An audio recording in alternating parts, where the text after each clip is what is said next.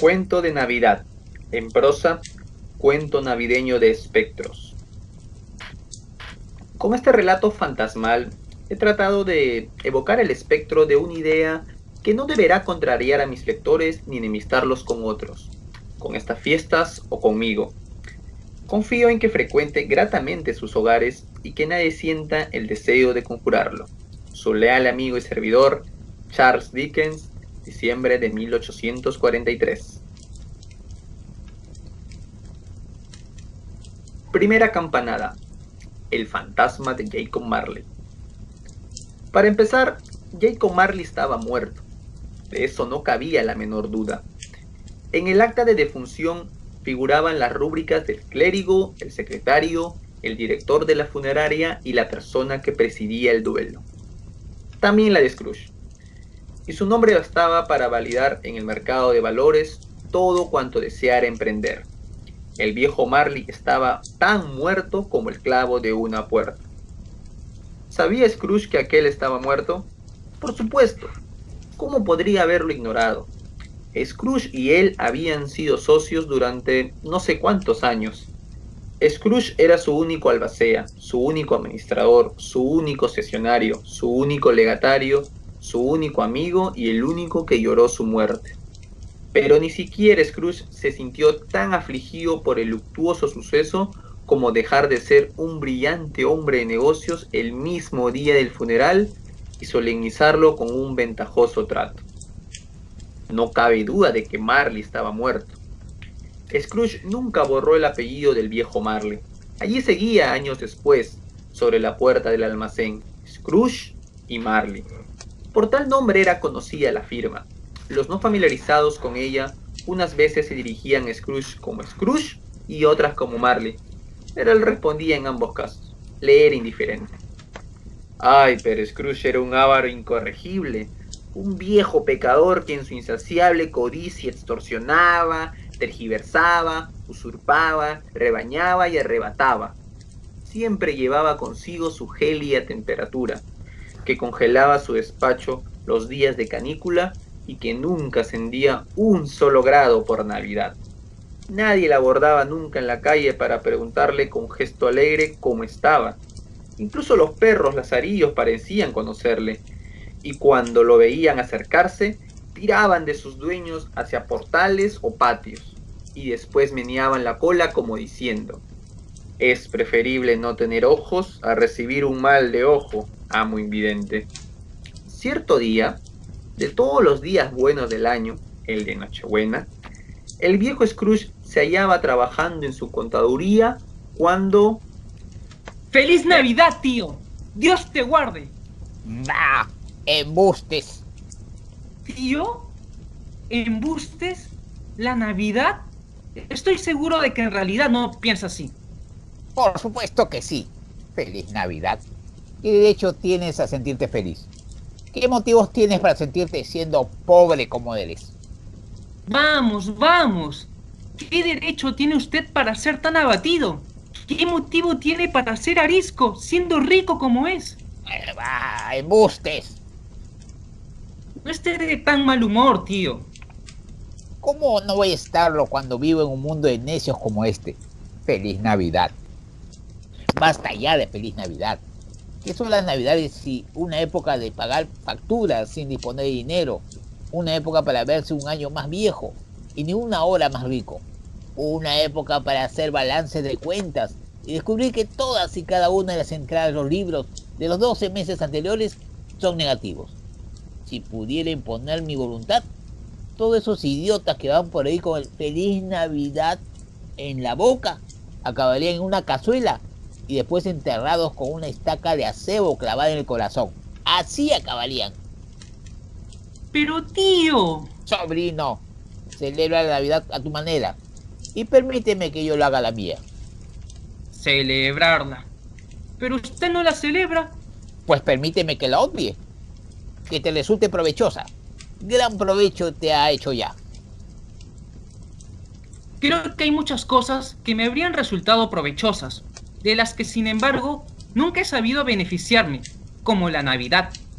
Aunque estoy seguro de que, cuando llegan las Navidades, aparte de la veneración debida a su nombre y origen sagrados, si es que puede dejarse aparte algo de ellas, siempre las he considerado unas fechas buenas, un tiempo agradable, de amabilidad, de perdón y de caridad, el único tiempo que conozco en el largo almanaque del año, en el que los hombres y las mujeres parecen convenir en abrir sus cerrados corazones y tratar a los más humildes como auténticos compañeros de viaje hacia la tumba, y no como una especie diferente de criaturas embarcadas en otros periplos. Por tanto, tío, aunque nunca haya reportado en mis bolsillos ni un ápice de oro o plata, creo que me ha hecho y que me hará provecho, y por eso digo, bendita sea. ¡Bendita sea! Si vuelvo a oír otro ruido procedente de ahí, celebrará la Navidad perdiendo su empleo. Eres un convincente orador, caballero. Me pregunto cómo es que no estás en el Parlamento. No se enoje, tío. Vamos, venga a cenar con nosotros mañana. Debería primero en el infierno. Pero, ¿por qué? ¿Por qué? ¿Por qué te casaste tú? ¿Porque me enamoré? Porque te enamoraste. Buenas tardes. Pero, tío, usted nunca fue a visitarme antes de que eso ocurriera. ¿Por qué lo esgrime ahora como motivo para no hacerlo? Buenas tardes. Lamento de todo corazón verle tan desorientado. Nunca hemos discutido por mi culpa. Lo he intentado en honor a la Navidad y conservaré mi espíritu navideño hasta el final. Que... Feliz Navidad, tío. Buenas tardes. Feliz Año Nuevo también. Buenas tardes. Feliz Navidad, Bob. Feliz Navidad, Fred. Otra que tal. Mi escribiente. Con 15 chelinos a la semana, esposa e hijos, hablando de feliz Navidad. Estoy por pedir que me internen en un manicomio.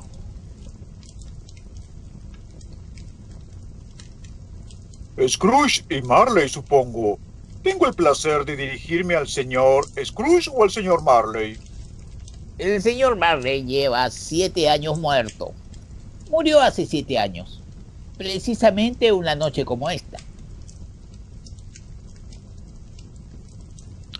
No dudamos que su generosidad siga bien encarnada en el socio que le ha sobrevivido.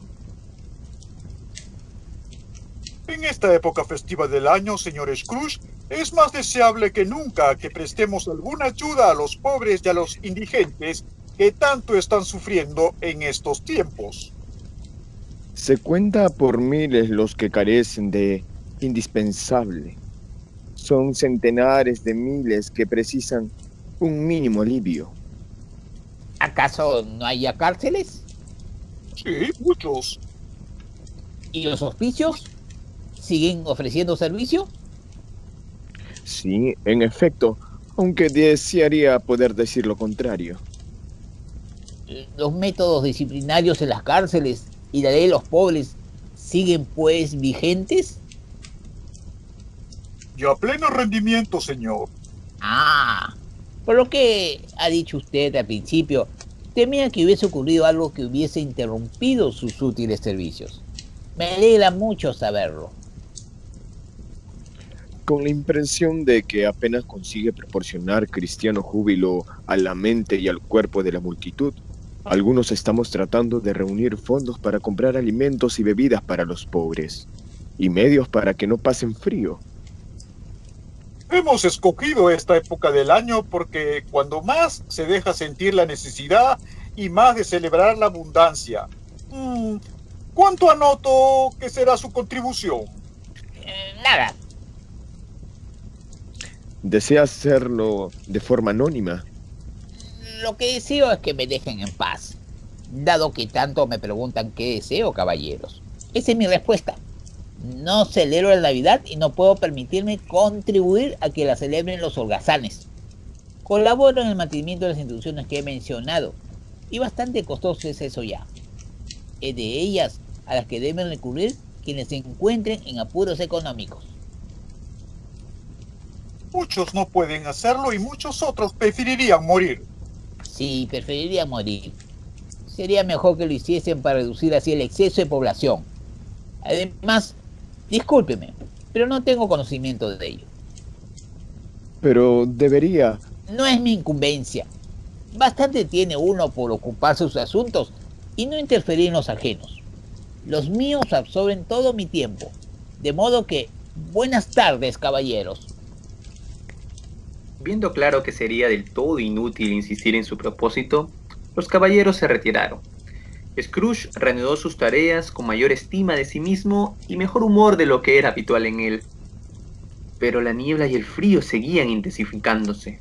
Un frío penetrante, agudo, punzante. Sí, con un tiempo como aquel, el bueno de Sandustán apenas hubiese peñiscado la nariz del diablo, este, en lugar de emplear sus armas habituales, sin duda habría rugido con valor. Finalmente llegó la hora de cerrar la contaduría. Scrooge bajó del taburete de mala gana y, tácitamente, se lo dio a entender al expectante escribiente, que seguía en su celda y que inmediatamente se puso en pie, apagó la vela y se caló el sombrero. Supongo que mañana querrá tener todo el día libre. Si le parece conveniente, señor. No me parece conveniente, ni tampoco justo. Si por ese motivo le descontase media corona, usted se sentiría maltratado. Y, sin embargo, no considera que sea yo el maltratado teniendo que pagar un jornal de un día que no se ha trabajado. Es solo una vez al año. Una pobre excusa para optar del bolsillo de un hombre cada 25 de diciembre. Pero supongo que tendré que concederle el día entero. Preséntese aquí bien temprano al día siguiente. Gracias, señor. Y una feliz Navidad, señor. ¡Embustes! El despacho quedó cerrado en un santiamén. El escribiente Bob Cratchit corrió para celebrar que era Nochebuena y después a su casa en Camden Town, tan deprisa como pudo para jugar a la gallina ciega. En cambio, Scrooge tomó su triste cena en la triste taberna habitual y, tras leer todos los periódicos y entretenerse el resto de la velada repasando los libros de cuentas, se fue a casa a dormir. Vivía en unos aposentos que habían pertenecido a su difunto socio. El callejón donde quedaba el edificio era lúgubre y penumbroso. El mismo Scrooge que conocía hasta el último adoquín, de buen grado lo recorría a tientas. Pero es un hecho incuestionable que la aldaba de la puerta no tenía nada extraordinario, salvo su gran tamaño. Tampoco hay que olvidar que Scrooge no le había dedicado un solo pensamiento a Marley desde que aquella tarde se hiciese mención a los 7 años transcurridos desde su muerte. Pues bien, que alguien me explique, si es capaz, cómo sucedió que Scrooge, tras introducir la llave en la cerradura de la puerta, viera en la aldaba, sin mediar transformación alguna, no una aldaba, sino el rostro de Marley. El rostro de Marley no era una sombra impenetrable, como todo cuanto había en el callejón, sino un rostro que parecía rodeado de un vago fulgor, como una langosta putrefacta en un sótano oscuro. No parecía enojado ni furioso. Miraba a Scrooge como siempre lo había hecho, con unas fantasmales lentes colocadas sobre su fantasmal frente. El pelo se le agitaba como por efecto de un soplido o de aire caliente, y, aunque los tenía completamente abiertos, sus ojos permanecían inmóviles. Todo ello, sumado a la lividez de su rostro, le confería una apariencia horrible, pero tal horror, lejos de formar parte de él, parecía ajeno a su semblante y quedar fuera de su control. Scrooge observaba fijamente aquel fenómeno cuando de pronto la aldaba volvió a ser una aldaba. Decir que no se amedrentó o que no le corrió por las venas una sensación que no había vuelto a experimentar desde la infancia sería mentir. Pese a ello, Scrooge empuñó la llave que había saltado, la giró con tenacidad, entró y prendió la vela. Se detuvo un instante, indeciso, antes de cerrar la puerta y miró tras ella con cautela, como si en cierto modo esperase toparse aterrado con la melena de Marley, asomando en el vestíbulo. Pero nada había detrás de la puerta, salvo los tornillos y las tuercas que sujetaban la aldaba, por lo que exclamó ¡Embustes! antes de dar un portazo. El ruido resonó en todo el edificio como si fuera un trueno. Scrooge no era un hombre a quien asustase el eco. Echó el cerrojo, cruzó el zaguán y subió la escalera, despacio y alumbrándose con la vela. La oscuridad era barata, y a Scrooge eso le gustaba. Pero, antes de cerrar la pesada puerta, recorrió sus aposentos para comprobar que todo estaba en orden. Fue el persistente recuerdo de aquel rostro lo que le incitó a hacerlo. Sala de estar, dormitorio, trastero, todo estaba como tenía que estar. Nadie debajo de la cama, nadie debajo del sofá, una pequeña lumbre en el hogar, cuchara y tazón preparados, y la cacerola con gachas en la repisa de la chimenea. Nadie debajo de la cama, nadie en el armario, nadie dentro de la bata, que colgaba contra la pared en actitud sospechosa. El trastero estaba como siempre, la antigua pantalla de chimenea, los zapatos viejos, 2 escripias, el palanganero de 3 patas y el atizador. Satisfecho, cerró la puerta y echó la llave. Le dio 2 vueltas, algo que no era habitual en él. Así, a salvo de sorpresas, se quitó la corbata, se puso la bata, las zapatillas y el gorro de dormir, y se sentó frente al hogar para tomar las gachas. El fuego era ciertamente débil, nada en realidad para una noche tan cruda. No le quedó más remedio que arrimarse más a él y acurrucarse antes de empezar a arrancar una levísima sensación de calidez a aquel puñado de carbón. La chimenea era vieja, la había fabricado un mercader holandés, hacía mucho tiempo, y estaba recubierta de azulejos holandeses que ilustraban las sagradas escrituras. Si cada uno de aquellos lisos azulejos hubiese estado en blanco y hubiese tenido la capacidad de trazar en su superficie alguna imagen derivada de los fragmentos inconexos de sus pensamientos, en todos hubiera parecido una copia de la cabeza del viejo Marley. ¡Embustes! Profirió Scrooge, y empezó a caminar de un lado al otro de la sala. Después de varias vueltas volvió a sentarse. Al recostar la cabeza contra el respaldo de la butaca, su mirada fue a posarse en una campanilla caída en desuso, que colgaba en aquella estancia y que comunicaba, con algún propósito ya olvidado, con otra situada en la planta más alta del edificio. Presa del asombro y de un temor extraño e inexplicable, mientras la contemplaba vio cómo empezaba a oscilar, al principio de forma tan leve que apenas era audible, pero enseguida repicando con estruendo, como también lo hicieron las demás campanillas de la casa. Aquello debió durar medio minuto, o tal vez 1, pero a él le pareció 1 hora. Todas las campanillas se enmudecieron a la vez, tal como habían empezado a sonar. A continuación, se oyó un ruido metálico que llegaba de muy abajo, como si alguien estuviese arrastrando una pesada cadena sobre los barriles de la bodega del minatero. Scrooge recordó entonces haber oído decir que los fantasmas de las casas encantadas arrastraban cadenas. De pronto, la puerta de la bodega se abrió con gran estruendo, y Scrooge oyó con mayor intensidad el ruido procedente del sótano, que empezaba a subir la escalera y encaminarse después directamente hacia su puerta. ¡Embustes! Me niego a creer algo así. El color de su tez demudó.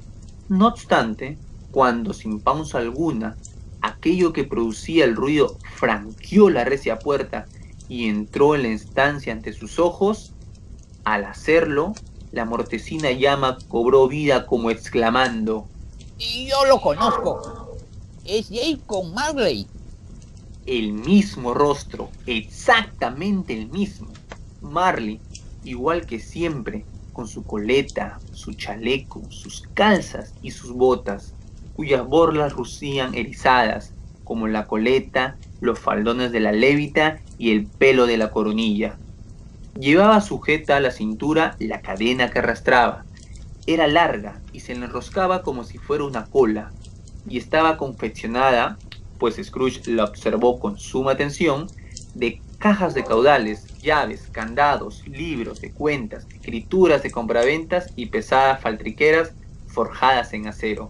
Su cuerpo era transparente, de modo que Scrooge, al observarlo y mirar a través de su chaleco, pudo ver los botones de la espalda de la levita. Scrooge había oído decir en muchas ocasiones que Marley no tenía entrañas, pero hasta ese momento no lo había creído. ¿Qué tal? ¿Qué quieres de mí? Mucho. ¿Quién eres? Pregúntame quién fui. Muy bien. ¿Quién fuiste?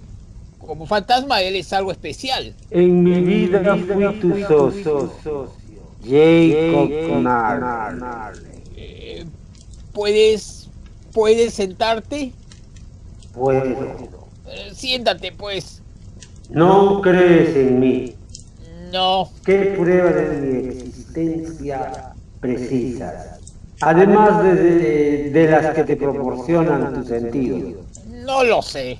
¿Por qué dudas de tus sentidos? Porque cualquier nimiedad los afecta. El más leve trastorno estomacal hasta que me engañen.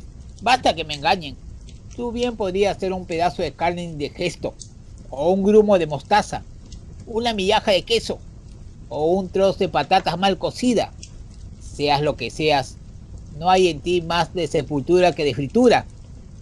¿Ves este mondadientes? Sí, No lo estás mirando.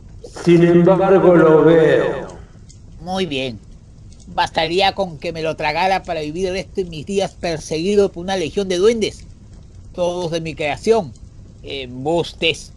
Te digo que no son más que embustes. Scrooge se aferró a la butaca para no caer desvanecido, pero aún mayor fue su horror cuando el fantasma se quitó la venda de la cabeza como si le diese demasiado calor llevarla dentro de casa y la mandíbula inferior le cayó sobre el pecho. El espíritu que todo hombre alberga en su interior está obligado a relacionarse con sus semejantes y a viajar por todas partes. Si no lo hace en vida, queda condenado a hacerlo tras la muerte, sentenciado a vagar por el mundo. ¡Ay de mí! Y ser testigo de aquello que ya no puede compartir. Pero ¿qué podría haber compartido en la tierra y haber transformado en felicidad? ¡Piedad! ¿Por qué me atormentas? ¡Horrenda aparición! Hombre de poca fe, ¿crees o no en mí?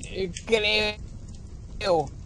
Debo creer en ti, pero ¿por qué deambulan por la tierra los espíritus y por qué no acuden a mí? El espíritu que todo hombre alberga en su interior está obligado a relacionarse con sus semejantes y a viajar por todas partes. Si no lo hace en vida, queda condenado a hacerlo tras la muerte, sentenciado a vagar por el mundo. ¡Ay de mí! Y ser testigo de aquello que ya no puede compartir. Pero ¿qué podría haber compartido en la tierra y haber transformado en felicidad? Estás encadenado. Explícame el motivo. Arrastro la cadena que forjé en vida. Yo la hice, eslabón a eslabón, metro a metro. Me la ceñí por voluntad propia y por voluntad propia la llevo. ¿Te resulta extraña su composición? ¿O quieres conocer el peso y la longitud de la que tú mismo arrastras? Ya era tan larga y pesada como esta hace 7 nochebuenas. Desde entonces no has dejado de trabajar en ella. Es una cadena pesada. Jacob, viejo Jacob Marley, dime algo que me sirva de consuelo, Jacob. No tengo ningún consuelo que ofrecerte. El consuelo procede de otras comarcas, Ebenezer, Scrooge, y lo proveen otros ministros a otra clase de hombres. Tampoco puedo decirte lo que quisiera. Poco más se me permite. No puedo reposar, no puedo quedarme, no puedo demorarme. Escúchame con atención. Mi espíritu nunca fue más allá de nuestra contaduría. En vida, mi espíritu nunca se aventuró más allá de los estrechos límites de nuestro cuchitril de cambistas. Y qué fatigosas jornadas me aguardan ahora. Debes de haber sido algo lento al respecto, Jacob. ¡Lento!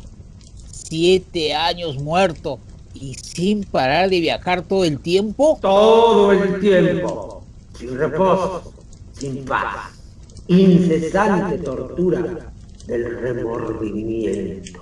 ¿Viajas deprisa? En las alas del viento. Debes de haber sobrevolado grandes territorios en 7 años.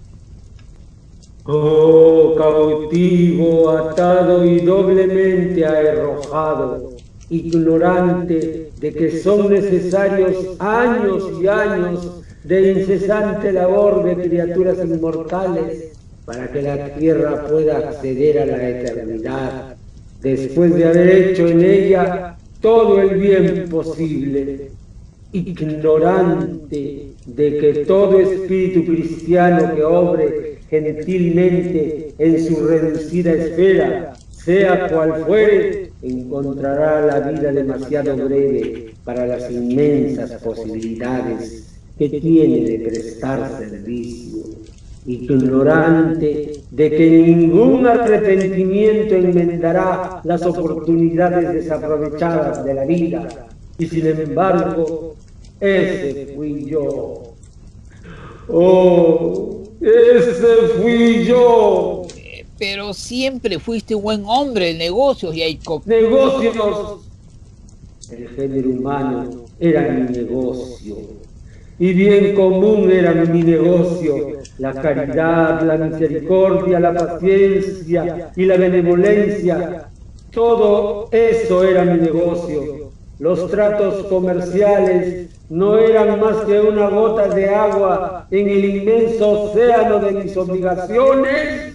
En esta época del año es cuando más sufro, porque caminaba entre multitud de congéneres con la mirada gacha y nunca lanzaba hacia esa bendita estrella que guió a los Reyes Magos hasta una humilde morada.